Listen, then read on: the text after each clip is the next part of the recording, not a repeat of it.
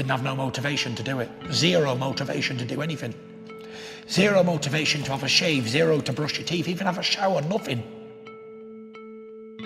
I can't tell you in words how I felt, how down I was. When you lose control of your own mind, you're in a bad place.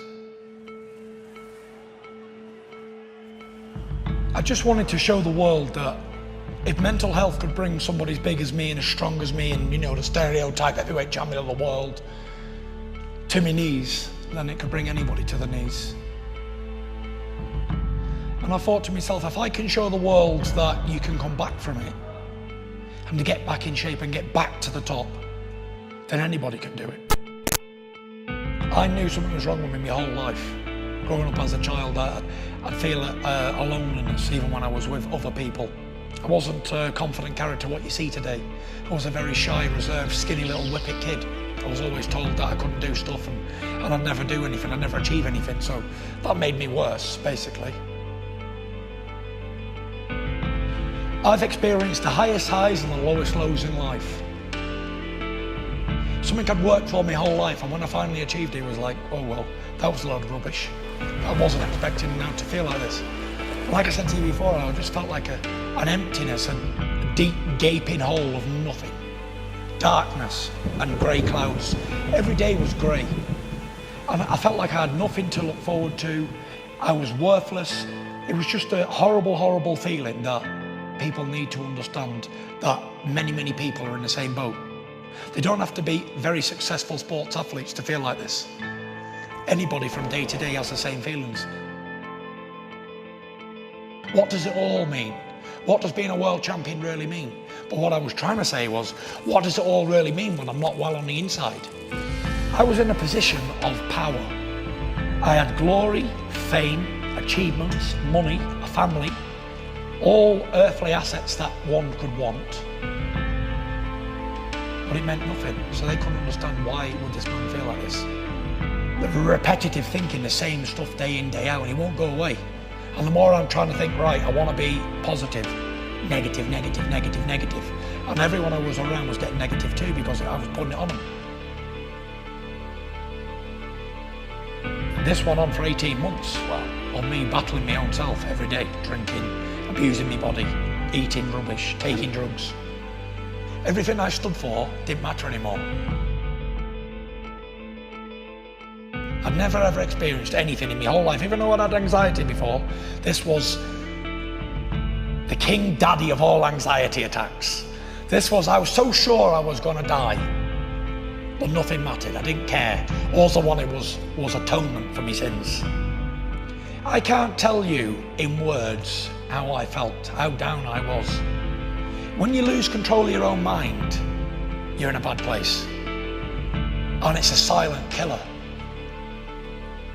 It's almost like carbon monoxide poison. You can't smell it, you can't taste it, you can't feel it, but you die. The way I explain mental health is you bottle up and bottle up and bottle up and then it just explodes. You can't bottle anymore. And that's when you're having your bad times. And I was drinking every day, something I'd never done in my life, to try and wash me sorrows away. But it come to a stage where, well, that's one way of doing it. Well, I'm going heavier and heavier. I was gaining 380, 390, 400 pounds, and I was very unhealthy. I didn't fit in anything I owned anymore. It wasn't me anymore. I had two bodies. Turning point was, I went out Halloween dressed as a skeleton in a fancy dress party.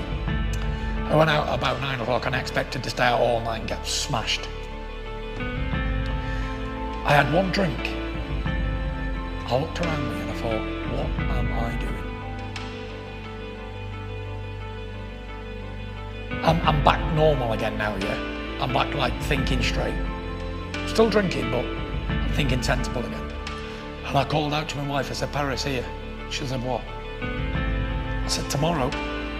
I said, I start to turn my life around. I said, I promise you. I said, I'm gonna do it. I'm definitely gonna do it. From that day, I got my tracksuit on in the morning and I was going to run 2 miles. I got about 200 yards and stopped. And I thought, right, I can't run. I've run all my life, I've always been a very good runner. And I got 200 yards and I was totally gone. I could feel my belly moving on them. It wasn't like a fat like jelly, it was like solid brick. It was a horrible feeling. I thought, okay, I'm going to walk the rest, and I walked.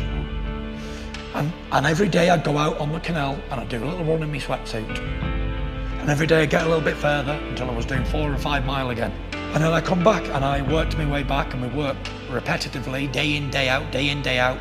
And at that time I was still sleeping with the light on. I couldn't sleep in the dark. You need to stimulate the mind. And I think training is a perfect way to do it. Working out, exercising. Whether you can do a lot or a little, you must do something. I give myself short-term goals and long-term goals. And I plan things more now. Where if I'm just not got anything on the horizon, I tend to wander and my mind goes AWOL.